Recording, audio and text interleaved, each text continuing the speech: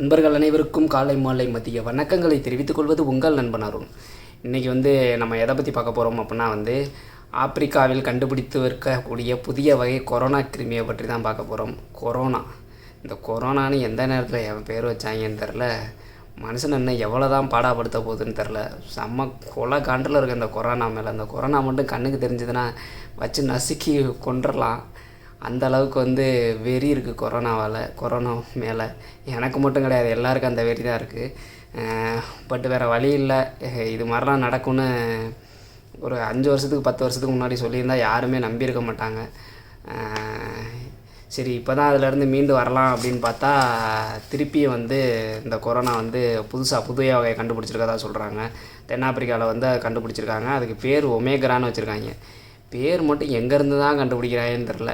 நம்ம பசங்களுக்கு பேர் வச்சோம்னா கூட இப்படியெல்லாம் பேர் வைக்க முடியாது. புதுசாக டிசைனாக பேர் வைக்கிறாங்க. இது எப்படி வைக்கிறாங்க என்னன்னு தெரியல. பேர் ஒமேக்ரானா. இந்த ஒமேக்ரான்ற புதிய வகை கொரோனா ரொம்ப வேகமாக பரவும் அப்படின்ற மாதிரி சொல்கிறாங்க. இதை பற்றின டீட்டெயில்ஸ், இது என்னென்ன, இதனால் சிங்கப்பூரில் என்னென்ன மாற்றங்கள் வரப்போகுது அப்படின்ற எல்லா டீட்டெயில்ஸையும் இந்த வீடியோவில் பார்க்கலாம். வாங்க வீடியோக்குள்ளே போகலாம்.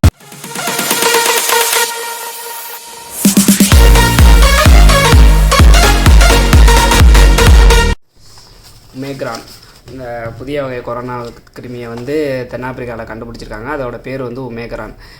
ஆனால் இந்த தடவை எல்லா நாடுகளும் ரொம்ப உஷாராயிட்டாங்க. ஏன்னா இன்னொரு லாக்டவுனை எந்த நாடுமே, வல்லரசு நாடாக இருந்தாலும் சரி, எந்த நாடாலையும் தாக்கு பிடிக்க முடியாது. ஸோ இன்னொரு தடவை லாக்டவுன் போட்டால் பிச்சை தான் எடுக்கணும். ஸோ அந்த நிலைமைக்கு நாடுகள் தள்ளப்பட்டுன்றதுனால எல்லா நாடுமே எனக்கு தெரிஞ்சு இந்த புதிய வகை கொரோனா நியூஸை நான் 2 நாளாக தான் கேட்டுக்கிட்டு இருக்கேன். புதுசாக வருதுன்னாங்க. ஏற்கனவே இந்த டெல்டா ப்ளஸ் மாதிரி தான்ற மாதிரி கொஞ்சம் அசால்ட்டாக இருந்தாங்க. ஆனால் இமீடியட்டாக மொத்தமாக லாக்டவுன் போட்டாங்க. இந்த டெல்டா ப்ளஸ் எல்லா நாடுகளுக்குமே பரவிருச்சு. ஆனால் அதோட வீரியம் கொஞ்சம் குறைவுன்றதுனால பிரச்சனை இல்லை. இது இப்போ கொஞ்சம் கூட யோசிக்கலை.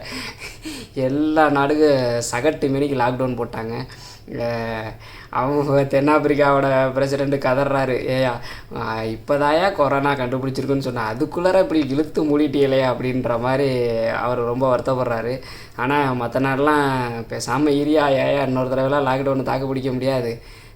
கொரோனா முடிஞ்சது, நீ அந்த கொரோனா ஃபஸ்ட்டு என்ன ஏதுன்னு ஆராய்ச்சி பண்ணு, அதுக்கப்புறம் எதாக இருந்தாலும் பார்த்துக்கோம் அப்படின்ற மாதிரி எல்லா நாடுகளும் சொல்லிருச்சு. இந்த கோட்டை தாண்டி நீயும் வரக்கூடாது, நானும் வரமாட்டேன்ற மாதிரி ஆகிப்போச்சு. அதுதான் ரொம்ப நல்லதும் கூட. ஏன்னா அந்த கொரோனான்ற ஒரு வைரஸ் சைனாவில் ஆரம்பிக்கையில் சைனாவே பிளாக் பண்ணியிருந்தாங்க அப்படின்னா சைனாவிலேருந்து வெளியே வந்திருக்காது. இவ்வளவு பெரிய நிறையா பேருக்கு லைஃபே போயிருக்கு, வாழ்க்கை போயிருக்கு, உயிர் போயிருக்கு. அந்த நிறையா பேரில் நானும் ஒரு ஆள். கிட்டத்தட்ட நான் ஒரு 6 வருஷம் பின்தங்கி போயிட்டேன். 6 வருஷம் பின்தங்கி போயிட்டேன் உண்மையிலேங்க. எப்படின்னு கேட்டிங்கன்னா, நான் லீவுக்கு போனேன். லீவுக்கு போயால் பார்த்திங்கன்னா எனக்கு சேலரி வந்துட்டு இருந்தது. லீவுக்கு போனேன். லீவு போய் அங்கேயே மாட்டிக்கிறதுனால வர முடியலை. எனக்கு நான் ஜனவரியில் போனேன்.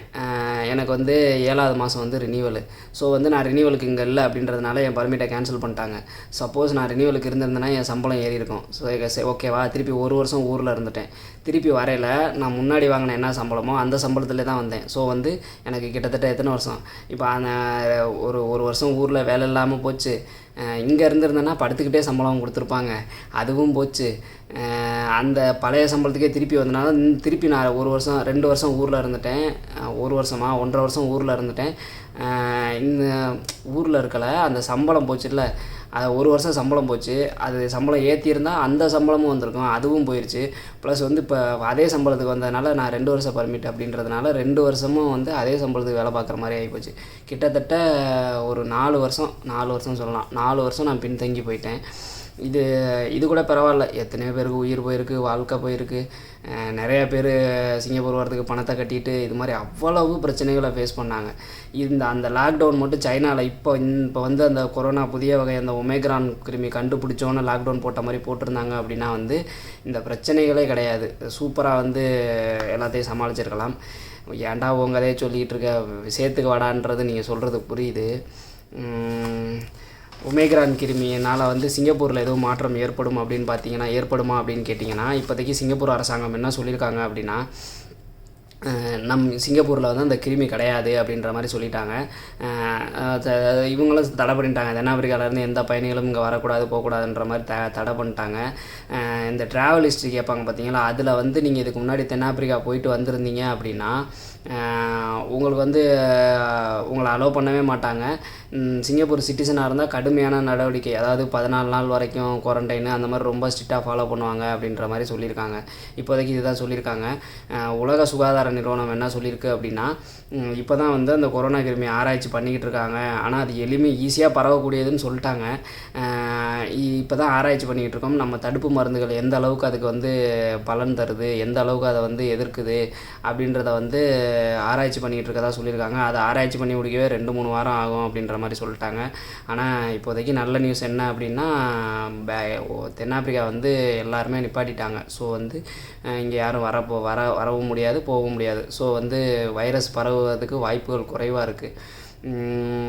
சிங்கப்பூர் நிலவரம் என்ன அப்படின்னு பார்த்தீங்கன்னா, அதாவது இன்றைக்கி டேட் வந்து 27 டேட் படி சிங்கப்பூரில் வந்து 1100 பேருக்கு வந்து கொரோனா வைரஸ் வந்து இருக்குது. அதாவது இந்த புது வகை வைரஸ் இல்லைங்க, பழைய வைரஸ் தான் இருக்குது. 22 பேர் வந்து வெளிநாட்டு விடுதியில் தங்கியிருக்கவங்க, நம்ம டொமட்ரியில் தங்கியிருக்கவங்க.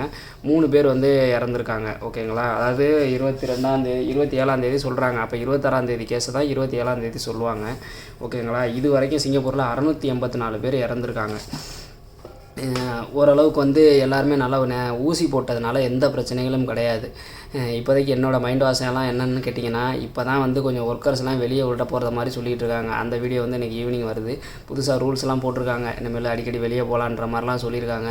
அது கொஞ்சம் சந்தோஷமாக இருந்துச்சு. நம்மளும் வந்து ஏன் மூஞ்சியவே நீங்களும் ரொம்ப நாள் பார்த்துக்கிட்டு இருக்காமல் நம்ம வெளியில் போனோம்னா அந்த வீடியோஸ்லாம் எடுத்து போட்டால் கொஞ்சம் நல்லாயிருக்கும் அப்படின்ற மாதிரி தோணிக்கிட்டு இருந்துச்சு. இப்போ இது மாதிரி ஏதாவது வந்துச்சுன்னு வச்சுக்கோங்களேன், ஃபுல்லாக பேன் பண்ணிடுவாங்க. ஸோ இந்த வைரஸும் ரொம்ப டேஞ்சரான வைரஸ்ன்றதுனால இது பண்ணிடுவாங்க. அதுதான் பயமாக இருந்தது. ஆனால் அது நடக்க வாய்ப்புகள் மிக மிக குறைவு. ஏன்னா சிங்கப்பூரில் வந்து ரொம்ப அலர்ட்டாக இருக்காங்க. ஏன்னா இமிடியேட்டாக இது பண்ணிட்டாங்க, ட்ராவல் ஹிஸ்ட்ரியெல்லாம் ரொம்ப செக் பண்ணுறாங்க.